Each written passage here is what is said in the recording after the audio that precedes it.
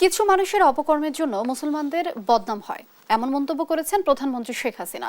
রাজধানীর আশকোনায় আসন্ন হজ কার্যক্রম উদ্বোধন করে দেশ ও মুসলিম বিশ্বের জন্য হজ যাত্রীদের কাছে দোয়া চান তিনি। এ সময় ফিলিস্তিন সহ সব সমস্যার সমাধানে মুসলিম বিশ্বকে একসঙ্গে কাজ করার আহ্বানও জানান সরকার প্রধান। শামীমা আক্তারের রিপোর্ট। বাংলাদেশ থেকে এবার ৮৫,২৫৭ জন হজে যাবেন। এর মধ্যে সরকারি ব্যবস্থাপনায় ৪,৫৬২ জন এবং ৮০,৬৯৫ জন বেসরকারি ব্যবস্থাপনায় হজ পালন করবেন। ৩টি এয়ারলাইন্সের মাধ্যমে ৯ মে থেকে ১২ জুন পর্যন্ত সৌদি আরবে যাবেন হজযাত্রীরা। বৃহস্পতিবার আনুষ্ঠানিকভাবে শুরু হচ্ছে হজ যাত্রা। বুধবার হজ কার্যক্রমের উদ্বোধন ঘোষণা করেন প্রধানমন্ত্রী শেখ হাসিনা। শুভ উদ্বোধন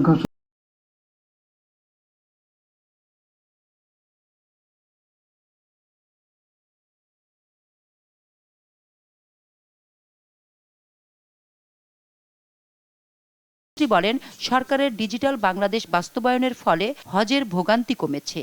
মানুষ ঘরে বসেই সব কাজ শেষ করতে পারছেন।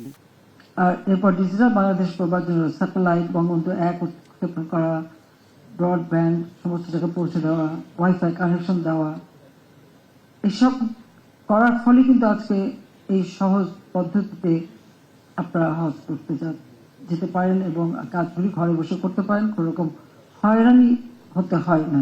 হজ ক্যাম্প এবং বিমানবন্দর রেলওয়ে স্টেশন থেকে আন্ডারপাস দিয়ে বিমানবন্দর টার্মিনালে যাওয়ার ব্যবস্থাপনা করা হবে বলেও জানান প্রধানমন্ত্রী। রেল স্টেশন এবং হজ ক্যাম্পের সাথে বিমানবন্দরের যোগাযোগটা এটা আন্ডারপাস দিয়েই হবে। খুব সহজে আপনারা পৌঁছে যেতে পারবেন, মালপত্র নিয়ে যাওয়া যাবে, সে ব্যবস্থাও করা হচ্ছে। এখানে পায়ে হেঁটে যাওয়ার দরকার হবে না, তার জন্য আমরা বিশেষ ব্যবস্থা করে দিচ্ছি। এখানে সোজা এসকেলেটর থাকবে, তাছাড়া আপনার ওই গল্ফ কার্টের মধ্যে ধরনের গাড়ি থাকবে ব্যাটারি চালিত, সেখানে নিয়ে পৌঁছে দেবে। মুসলিম দেশগুলো একসঙ্গে কাজ করলে ফিলিস্তিন সহ বিশ্ব মুসলমানদের দাবি আদায় সহজ হবে বলে জানান সরকার প্রধান।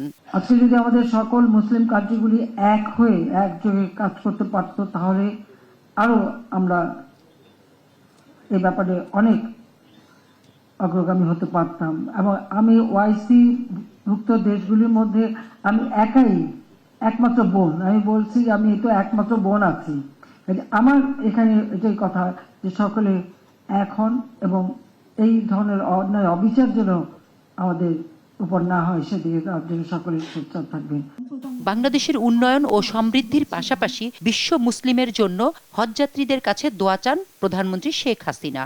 এটা ধরে রেখে যেন আরো উন্নত করতে পারি, সেই দোয়াটাও আপনারা করবেন। আর দেশের মানুষের জন্য দোয়া করবেন যে আল্লাহ যেন আমাদের মানুষের জন্য গলা ভরা ধান দেয়, পুকুর ভরা মাছ দেয়, সুন্দর উন্নত জীবন দেয়, সেটা যেন পায়, সেই জন্য আপনাদের দোয়া চাই।